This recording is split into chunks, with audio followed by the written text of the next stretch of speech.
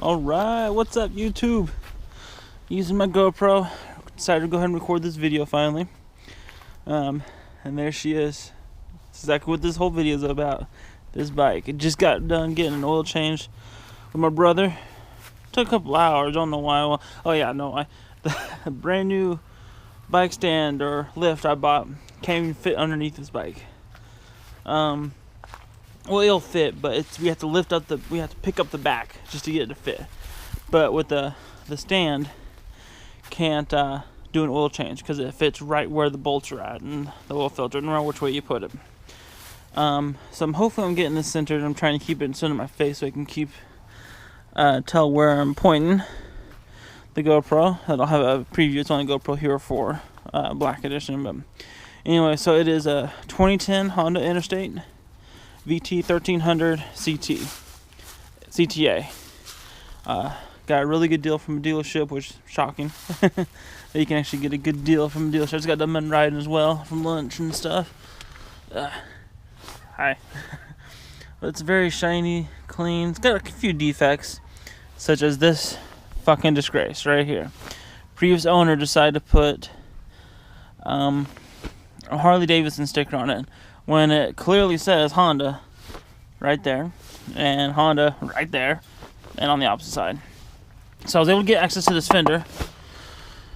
I had some issues getting that taken off originally by myself because I was too afraid to break it, and I found out they just slide off. It's not that big of a deal. It's pretty thick plastic. I do have this power, just like a buddy Edmund on online. Sorry if I get the name wrong. For a battery tender. Pretty sure it's hooked up to the battery. I'll double check. It looks like the battery's kind of a little tough to access, but easy to remove. It's right over here. The fuser's on the other side. There's supposed to be another power cable. That's all you have, Edmund. I'm not sure. I couldn't find where it's at. There's some aftermarket wiring up front that I'm about to show. I want to go over some of the defects on here, except for that little sticker part.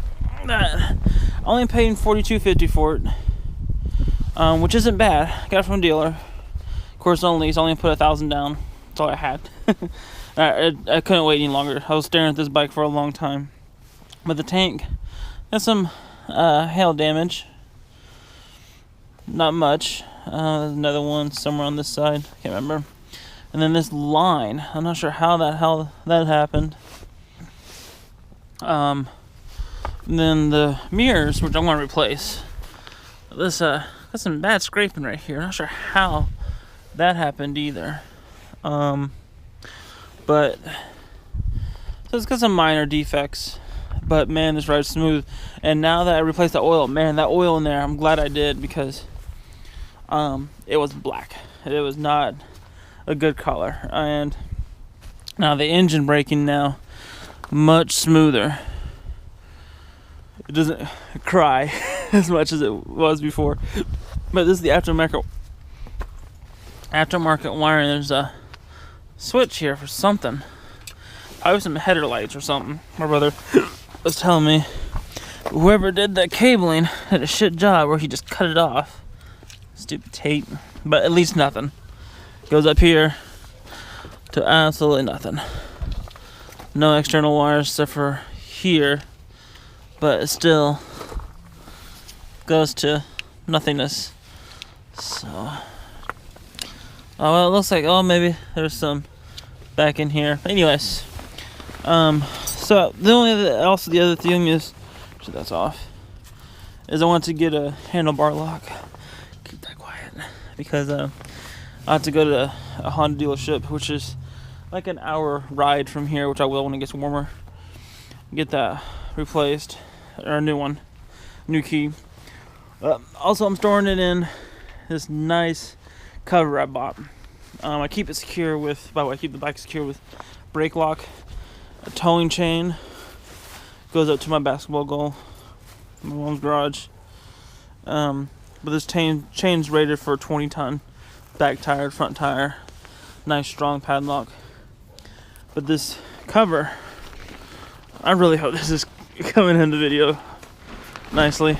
But Speedway, it's like a $400 cover think it's well worth it. So I'm 5'11", and and on this cover, by the way, it also secures down here. So I have multiple locks to keep my bike safe down here. I gotta pick up a little bit because to get that lined up to get the padlock through. But got windows on both sides, which we're going to take a look on the inside here in a second.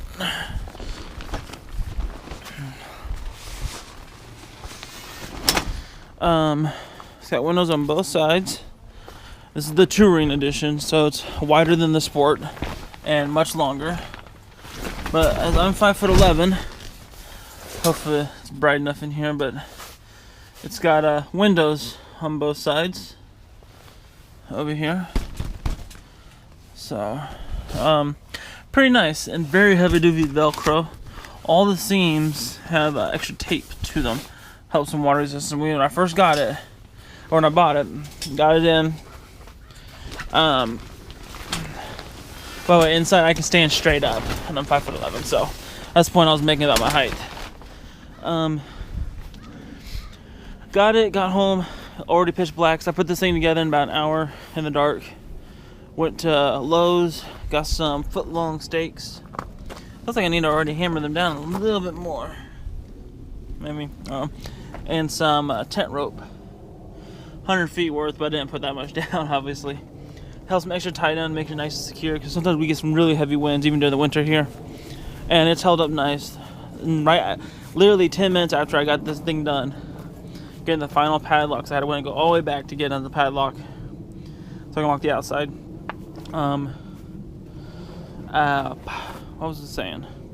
Oh yeah, right after I got it locked up, it started raining. It was missing on the way back, and then it started raining, so I got done right on time. So yeah, but I love this bike. I couldn't be happier.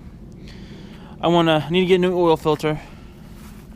Maybe I would get some rubbing alcohol or something to take that off paper, but I'm not sure how well it goes. I know a detail guy here. It's called Spit and Shine, and he's a motorcycle rider too. He's really good detailer. For like $60, he'll detail the whole bike, which is nice. Kind of like that sticker back here. And oh, by the way, so this bike, as I mentioned, Edmund, I think I mentioned it in comments before. Mustang seats. First, I didn't like it because it sits right against my belt, but I've gotten more used to it, and it's not bad.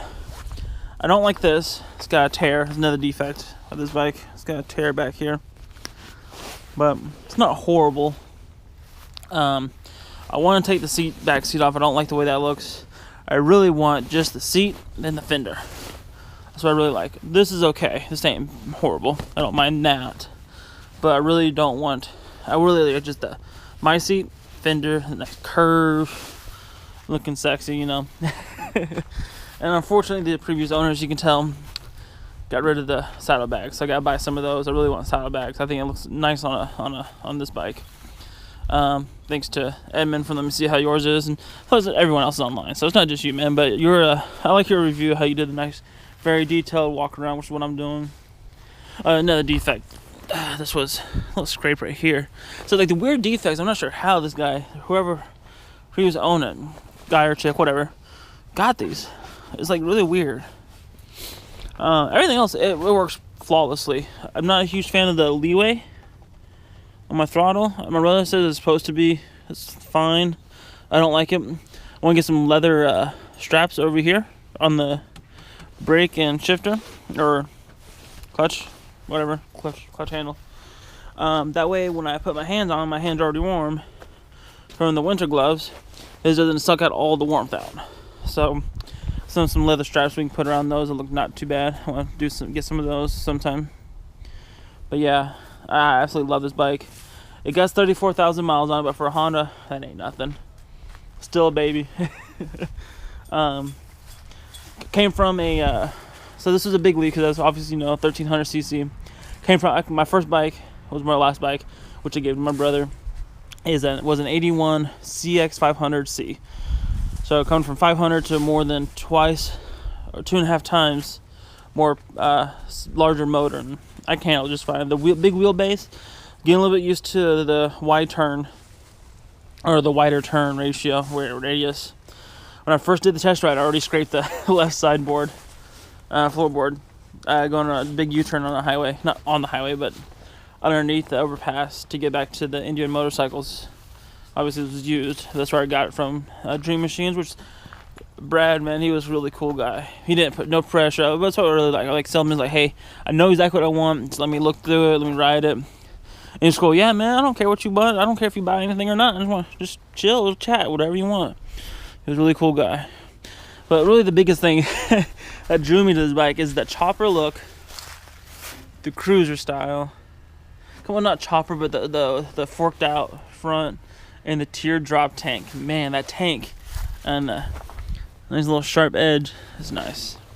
My winter gear, so you can see my reflection right here. My winter gear is a Sadiki, whatever.